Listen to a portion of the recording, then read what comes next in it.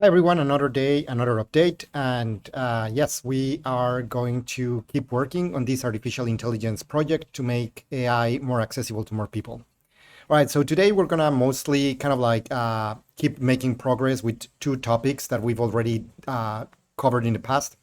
The first one is we're gonna keep integrating charts, and the other part is we're gonna consider a few other verticals.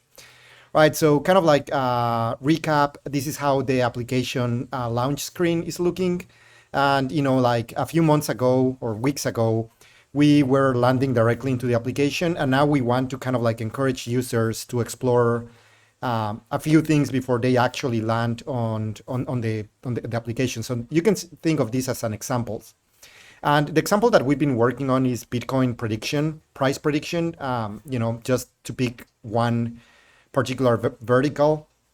But today we're going to talk about a few other verticals that we might consider.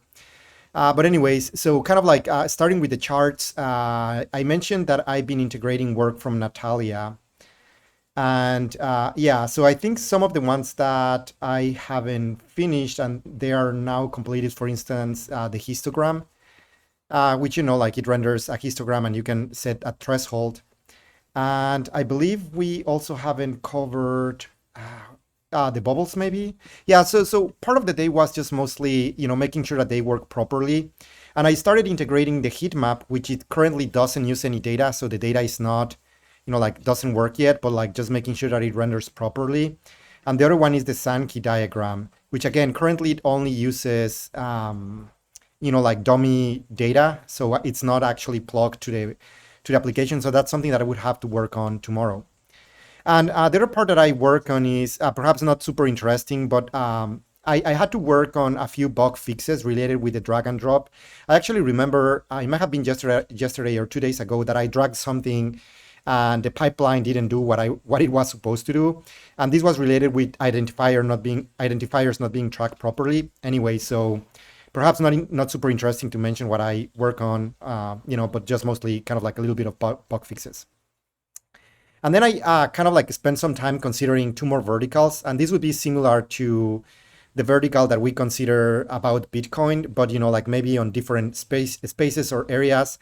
And the two other ones that I narrowed them down to, and it doesn't mean that we're gonna work on them. It's just kind of like an exploration that I did.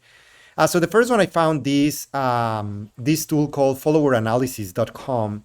And basically what they do is they charge you $39 to kind of like understand your social media followers. And I believe this might be Twitter. So this is my actual profile.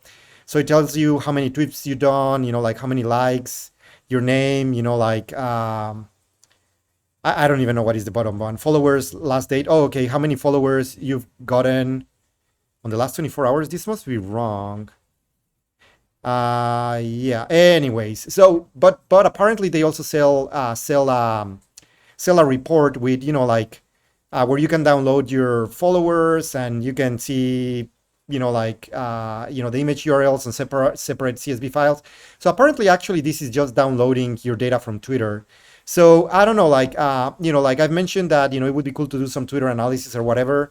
So we could perhaps have like a Twitter vertical, not necessarily based on followers, or maybe it would, but like, somehow it kind of like allows you to understand Twitter better with artificial intelligence, and especially things like MobileNet that we've been playing with, and why not?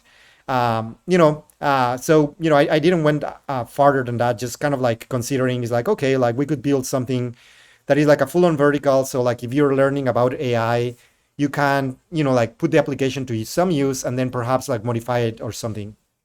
Anyway, so that was one out there. And the other one that I kind of like find, I've been having this idea actually for a while of having like an Airbnb optimizer vertical where you like give your Airbnb URL and it outputs, things that you could do to improve your Airbnb.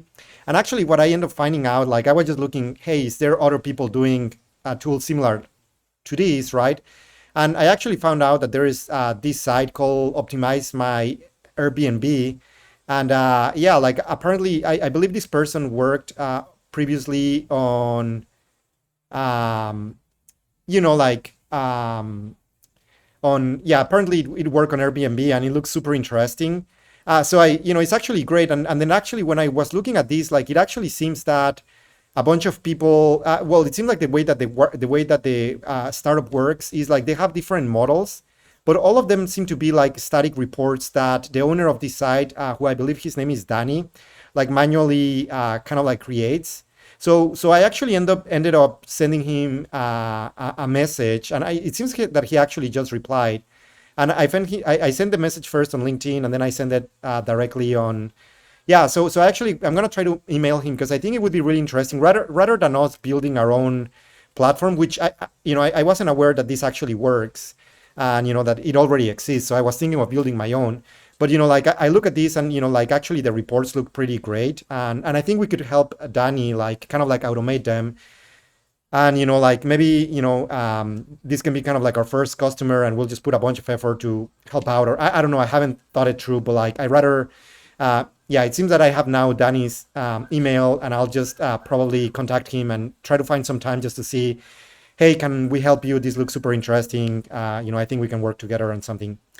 Anyways, well, that's all I have for today. Thanks for listening to this day 53. I'll keep you posted, and have a great week.